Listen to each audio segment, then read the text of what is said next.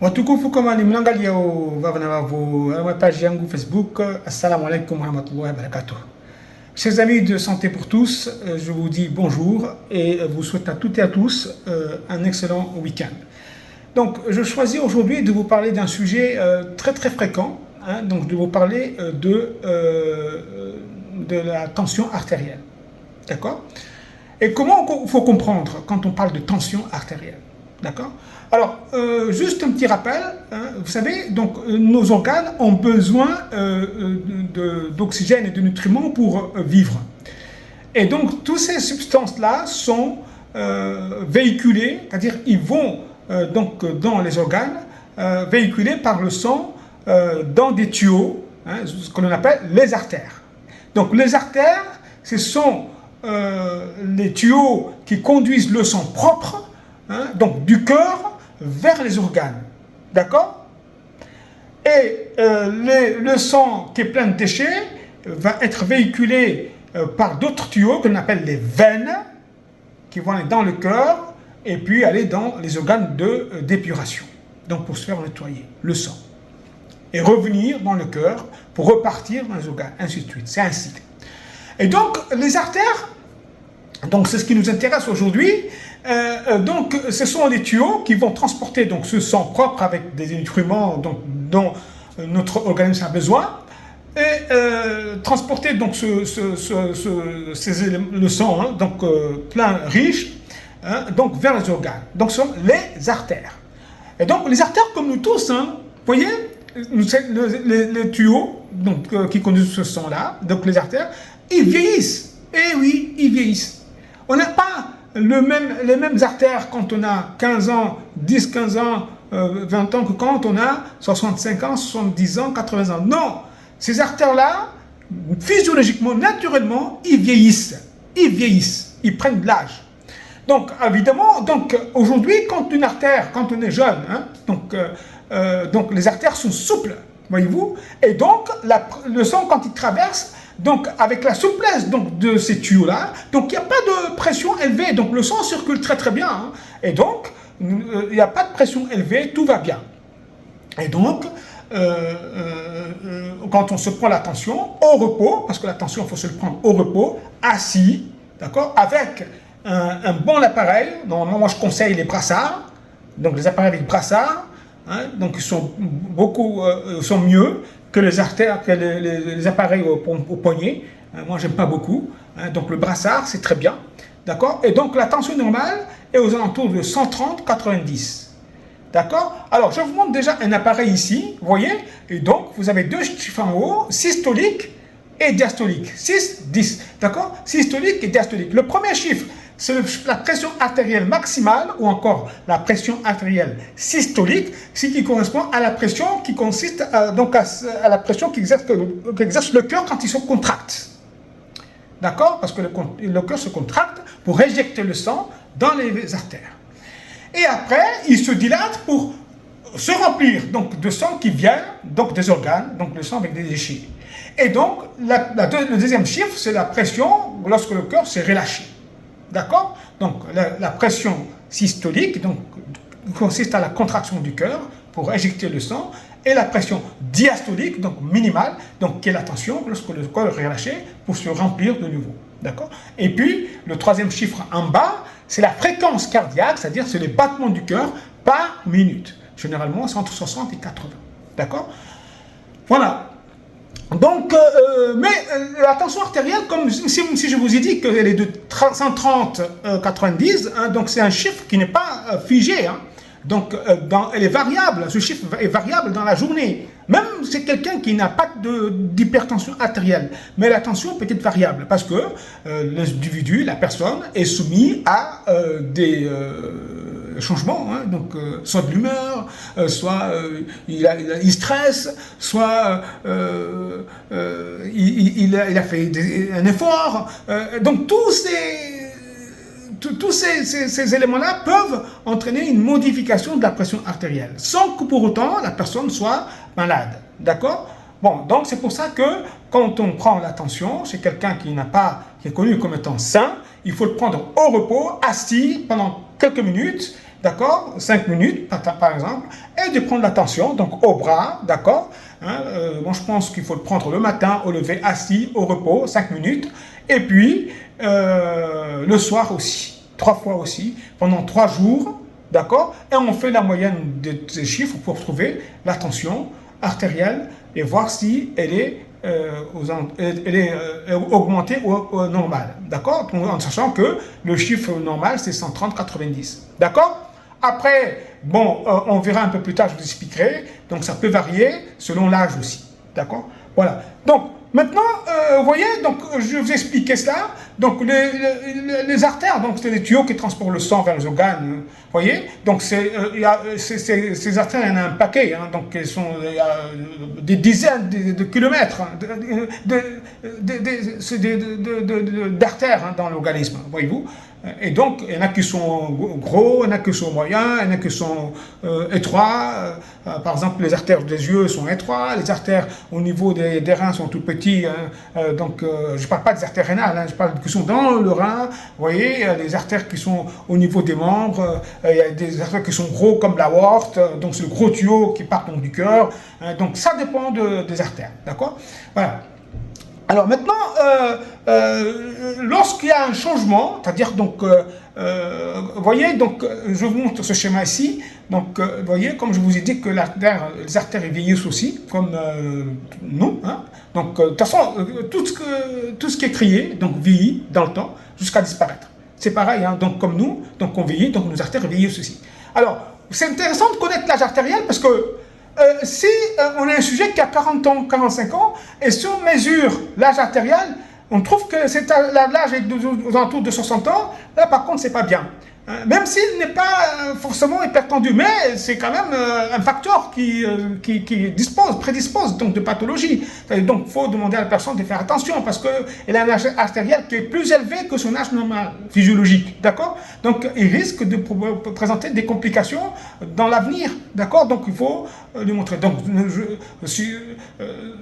s'il n'est pas déjà hypertendu d'ailleurs, d'accord. Hein?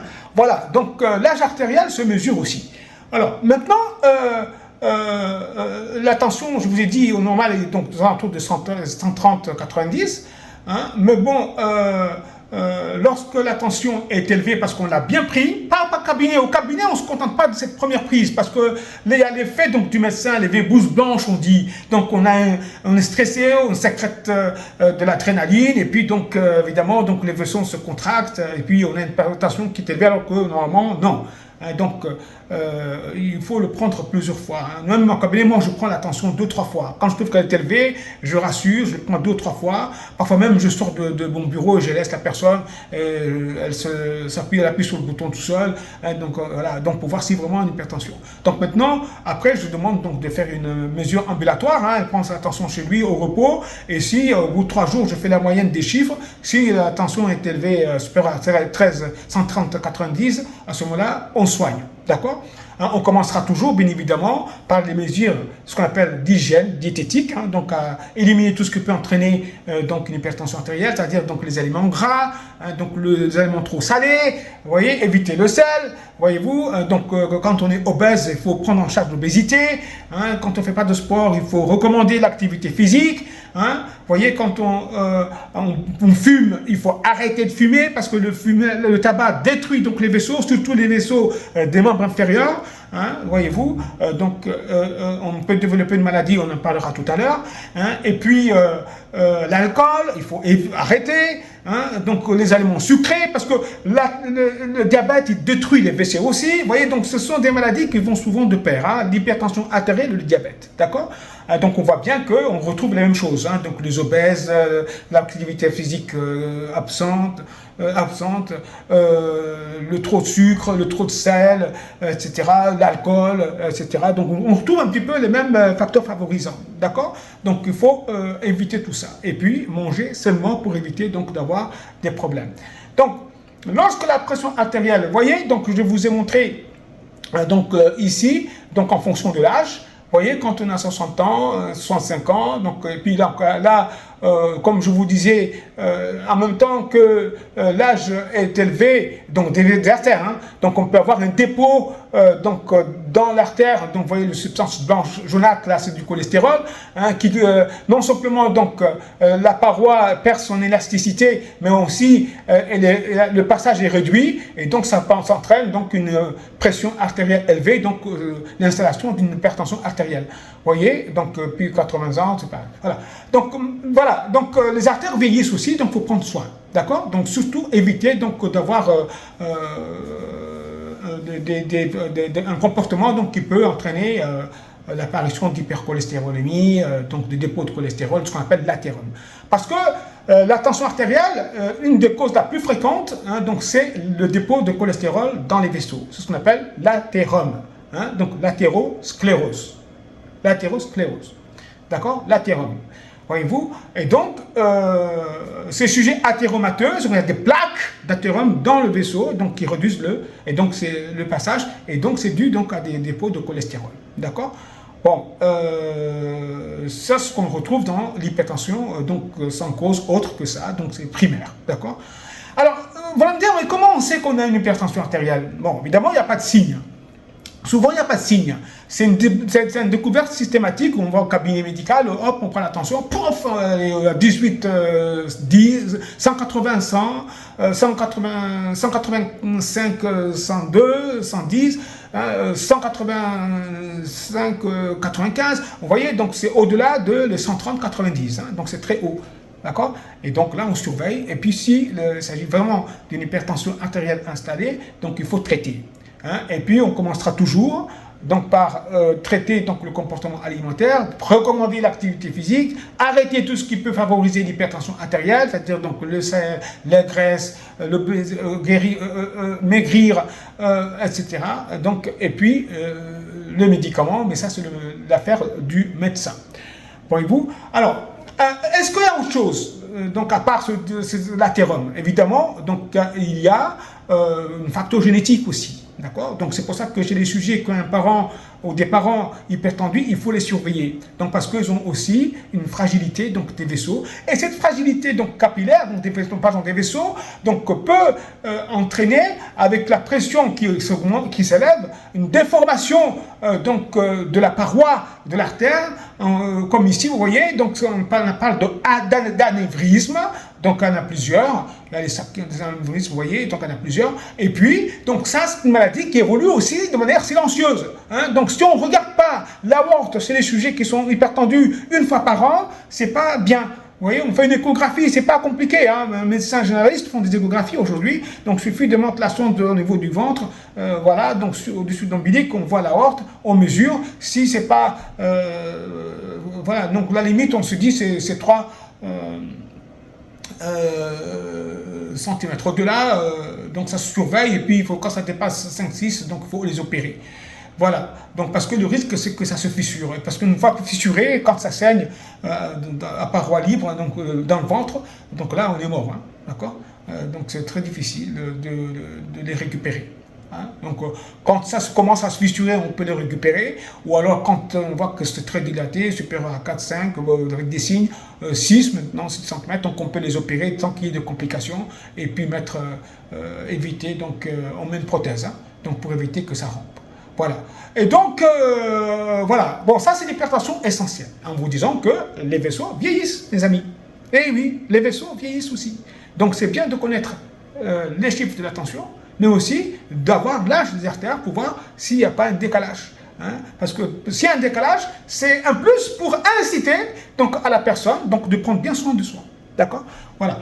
Donc maintenant, il y a les hypertensions secondaires, mais ce n'est pas le jour. Donc, c'est-à-dire c'est des hypertensions qui sont causées donc, à des maladies. Hein? Donc les maladies de la thyroïde, les maladies endocriniennes, des tumeurs hein, qui peuvent des hypertensions artérielles. Hein, donc voilà, donc, mais on va parler de ça aujourd'hui parce que c'est très long. Donc je parle de l'hypertension non classique essentielle. D'accord? Donc il n'y a pas de signe, voyez-vous, donc je vous dis. Donc les signes, ça peut être quoi? Ça peut être des maux de tête, ça peut être des vertiges, ça peut être des acouphènes, c'est-à-dire donc on entend des bruits anormaux, hein, ça peut être un saignement du nez, parce que vous savez, quand la pression artérielle augmente, donc la pression, donc le sang cherche une soupape de sécurité, donc dans le nez, il y a des petits vaisseaux qui pètent très facilement, donc c'est là, hein, donc ça pète et puis ça saigne. D'accord. Vaut mieux que ça saigne là que ça saigne dans le ventre, hein, d'ailleurs. Hein, voyez-vous. Voilà. Et donc, ces signes-là peuvent être des signes donc, qui annoncent donc, l'hypertension artérielle, mais souvent c'est silencieux. D'accord. C'est une maladie silencieuse. Donc, c'est pour ça que quand on est au cabinet, il faut se faire prendre l'attention par le médecin de toute façon. Hein, ça fait partie de l'examen clinique. Voilà.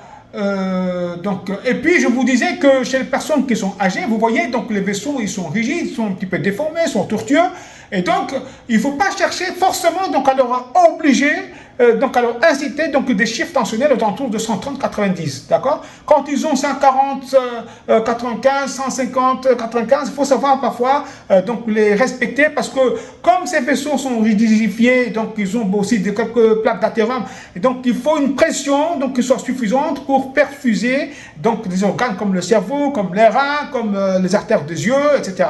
Donc quand on baisse trop cette tension-là, donc ces organes-là, qui sont des organes nobles, peuvent souffrir d'une hypoperfusion, c'est-à-dire donc le sang peut diminuer donc, au niveau de ces organes-là, et ça peut entraîner donc une souffrance au niveau de ces organes-là. Donc une tension de quelqu'un qui a 75 ans, 80 ans, aux alentours de 140, 95, alors que j'ai dit que la tension normale c'était 130, 90, moi je ne m'inquiète pas. Hein. Je préfère avoir 145, 90, 95 plutôt d'avoir 110, 60. Hein, parce que ce sont des gens qui vont faire des hypotensions à chaque fois qu'ils bougent. Hein. Dès qu'ils se lèvent, hop, ils vont avoir des vertiges, ils vont tomber et se casser le col du fémur. C'est pas mieux. D'accord. Donc il faut savoir les respecter, ces tensions-là. Donc sachez que la pression normale, donc dans le sang, c'est 130-90. Donc il faut la contrôler, il faut savoir se prendre l'attention, et surtout donc en utilisant un brassard, donc avec un brassard, un appareil avec un brassard au bras, d'accord, ici, plutôt que les poignets. Alors il y a plein de choses aujourd'hui, il y a des montres, il y a des, je ne sais quoi, on touche, des appareils avec tactile, machin. Moi je pense que bon, je suis pas très pro ces choses-là. Moi, je reste toujours avec confiant avec mon appareil, avec la tension de prendre au bras, au repos, 5 minutes le matin et le soir, 3 fois, 3 jours, et fait le moyenne, voilà. Donc, ce sont des choses que ces petits gadgets apparaissent partout maintenant. C'est vrai qu'ils prennent de la place, tout le monde en fait, mais bon, je pense que c'est intéressant de se prendre l'attention par un professionnel de la santé, et puis donc, ou avec un brassard une fois, donc pour être sûr que donc il n'y a pas pour éviter les erreurs. Voilà. Et puis voilà, donc sinon si on ne fait pas attention, donc c'est les complications. Hein, les complications sont graves, parce qu'un cœur qui va pomper, donc pour faire partir du sang dans les artères qui sont serrées, avec pression augmentée, vous comprenez, va se fatiguer. Donc on va avoir une insuffisance cardiaque, c'est grave. Les sujets qui ont une insuffisance cardiaque, c'est pas marrant, hein, qui sont essoufflés, ils ont des œdèmes, ils n'arrivent pas à monter les escaliers, même quand ils se déshabillent, ils sont essoufflés, c'est pas marrant. Hein, donc vous voyez, hein, et puis donc c'est des gens qui sont fragiles, hein, avec une mortalité qui est très élevée. Hein. L'infarctus du myocarde, là aussi, ça ne pardonne pas, d'accord. Les anévrismes, enfin, je vous ai parlé d'artères des membres tout à l'heure. Donc, les artérites, hein, c'est pas la même chose, hein, c'est pas l'athérome. Hein. Les artérites, c'est une sténose, c'est une contraction, c'est une sténose des vaisseaux donc, des membres inférieurs dû au tabac. Hein, et donc, ils sont serrés. D'accord. Donc le sang ne va pas dans les muscles et s'entraîne de douleur au niveau des jambes par hypoperfusion des muscles. Donc c'est l'artérite des membres inférieurs. C'est une entité médicale donc autre, hein, donc très important à retenir. D'accord. Donc c'est le tabac. Donc arrêtez de fumer. Hein, donc parce que non seulement ça peut détruire donc, les vaisseaux des membres, mais ça peut entraîner aussi une hypertension artérielle. Il ne faut pas confondre l'athérome et l'artérite. Hein. L'artérosclérose et l'artérite. Hein. L'athérosclérose, c'est quand il y a un dépôt de cholestérol, et l'artérite, c'est la constriction donc, des vaisseaux, notamment dû au tabac. D'accord. Voilà. Et donc, ce que je voulais dire, donc, faites attention à vous, ayez un régime hygiéno-diététique correcte, évitez les matières grasses, évitez de trop saler vos aliments, hein, mangez beaucoup de légumes, mangez beaucoup de fruits, buvez beaucoup, ayez une activité physique, reposez-vous. Quand vous êtes au travail et que vous êtes assis, toutes les 2 heures, mettez-vous debout pour marcher un petit peu, d'accord, dormez correctement. Normalement, c'est quoi? Donc, 21 heures, vous mettez vos lits, essayez de dormir 7 à 8 heures si vous pouvez. Hein, donc, il y en a qui ont besoin de pas beaucoup. Hein. Donc, mais bon, mais normalement, c'est 7 à 8 heures, vous êtes bien. Hein, parce que le fait de mal dormir, ou quand on ronfle, quand on fait une apnée de sommeil, c'est une autre pathologie respiratoire, hein, ça peut entraîner donc, une élévation de la tension artérielle aussi, donc les apnées de sommeil. Donc, d'ailleurs, les sujets qui ont une tension artérielle qui résiste, hein, donc il faut penser à l'apnée de sommeil. Ce sont des sujets qui ont du mal à respirer la nuit, qui peuvent avoir des arrêts respiratoires très fréquents dans la nuit pendant qu'ils dorment. Ça peut être grave, hein, parce que ça fait exploser les chiffres de tension de manière brutale, et ça peut entraîner des accidents vasculaires cérébraux par rupture d'anévrisme cérébral par exemple. D'accord?